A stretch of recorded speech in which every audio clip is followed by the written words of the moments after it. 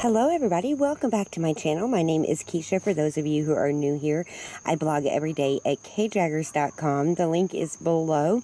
So I am back with one of the most amazing barbecue chicken recipes you will probably ever eat. It's so good. And I'm also going to share a second recipe for some baked cauliflower, which is our side dish tonight. So these are really simple to make, yet packed full of flavor and so good. They are delicious any night of the week.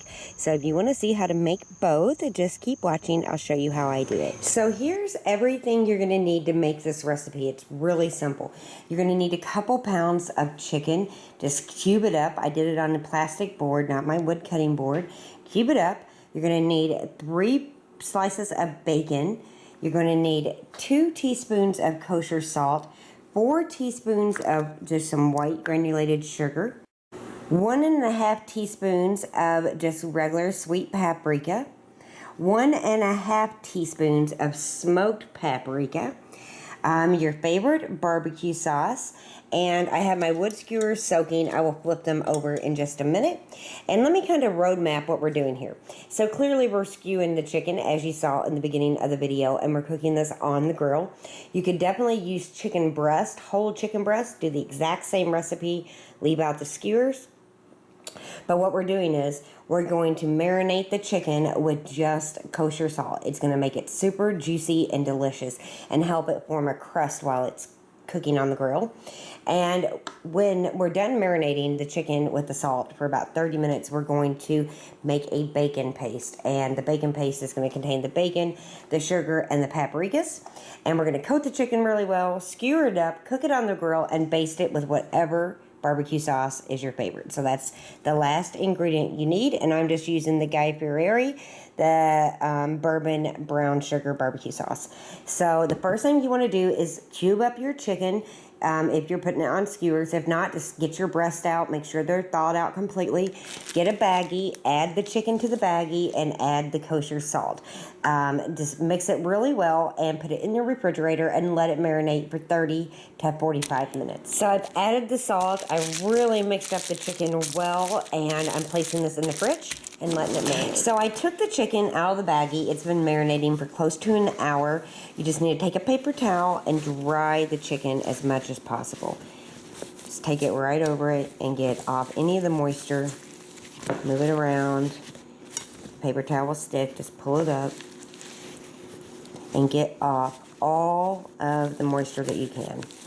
So here in my mini KitchenAid food processor, I have 3 slices of bacon that I just kind of cut up. And what we're going to do is make a bacon paste. So you're going to pulse it for a few minutes, and then you're going to scrape down the sides and pulse it again until you get a really nice paste.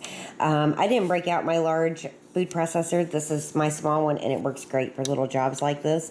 But definitely break out your other one, or a big one if you have one, because you want the bacon to become a yummy paste.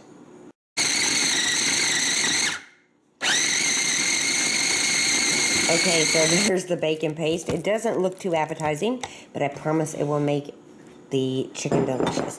Get a bowl, remove the chicken from the food processor, and add it to the bowl. To the bacon paste, you're going to add the sugar and both the paprikas.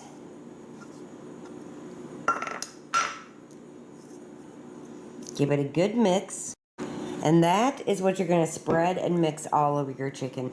So the easiest way I found, you guys, is just to use a spatula, get it onto the chicken, and basically use your hands. I'm not too fond of it because it's raw chicken, but it's really the best way to coat the chicken.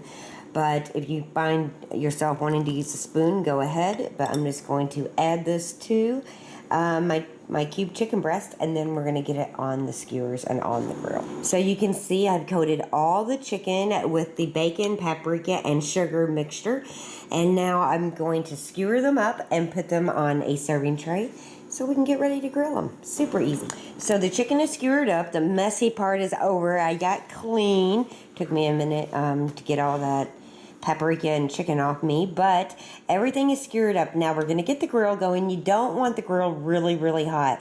So if you're using a gas grill, turn the heat down. And if you're like me and like a charcoal grill, don't add as much charcoal and let it kind of burn out a little bit before you put the chicken on. So as you can see, I really let those coals burn down because I didn't want it very hot.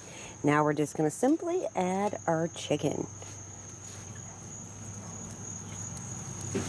Remember, if you're not using metal skewers, you need to soak them or they will catch on fire.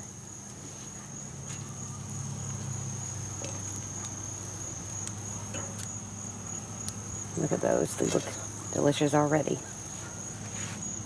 I'm going to scoot these down just a little bit. All right. We will shut the grill and give these about 5 minutes, and then I'll come back, flip them over, and spread on some barbecue sauce. So I flipped the chicken, and it's cooking slow and with not too much heat underneath it. Now, I flipped it one time. I'm going to take some of my barbecue sauce and just put it over the top. You could use whatever kind of barbecue sauce you want. I'm just going to drizzle some. And then I will take, sorry, I'm out of frame. I will take my brush here and just kind of spread it across the chicken. I'll flip it again in just a minute. Do this to the other side, and it should be just about done.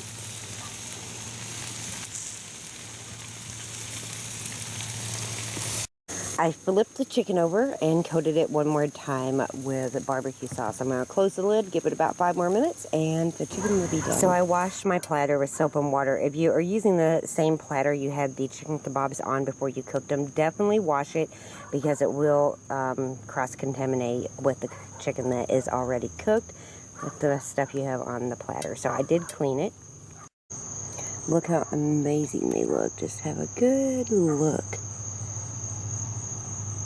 Yum. So now that the chicken's on, let me show you the side dish we're having, which is baked cauliflower. So of course you're going to need 1 head of cauliflower. You're going to need some seasoned breadcrumbs. I like these Italian seasoned breadcrumbs, about 1/2 cup. You're going to need 1/4 cup of butter melted, about 2 or 3 tablespoons of freshly grated Parmesan cheese, a pinch of red pepper flakes, a pinch of oregano, pinch of garlic powder, and a little bit of salt. So that's all you need to make this delicious side dish. First thing you want to do is clean up your cauliflower, get all the green off of it, and get it ready to be steamed. That's the first part of baking it. So there we go. We're just going to put it down in a steamer basket or a colander on top of a pan, and we're going to put a lid over it and let it steam for about 20 to 25 minutes until it's nice and tender. So in a bowl, mix your butter, your Parmesan cheese, about 1/2 cup of breadcrumbs, a little bit more, some garlic powder. You just want to add a pinch. You don't need a lot, especially with the breadcrumbs already seasoned. Pinch of dried oregano leaves. A pinch of red pepper flakes,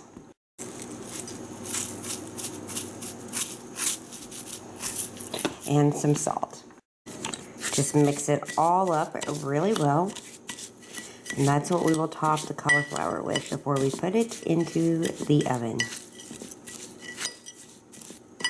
While the cauliflower steams, preheat your oven to 375 degrees. Once the cauliflower is tender, move it to a bowl that can go in the oven and simply top it with the breadcrumb mixture. Once you get the topping on, pop it in the 375 degree oven for about 15 minutes, and then it will be done. So the cauliflower is straight out of the oven. It looks amazing. All you do is break it off with a spoon and put it on the plate. It's really good. Thank you, Mom, for sharing this a while ago. We've enjoyed it, and I will show you what the plates look like as soon as I get the food on it. So I took some of the chicken off the skewer just to show you. It's amazing. It tastes so good. It's got a smoky, sweet, bacony taste. The cauliflower is healthy and delicious.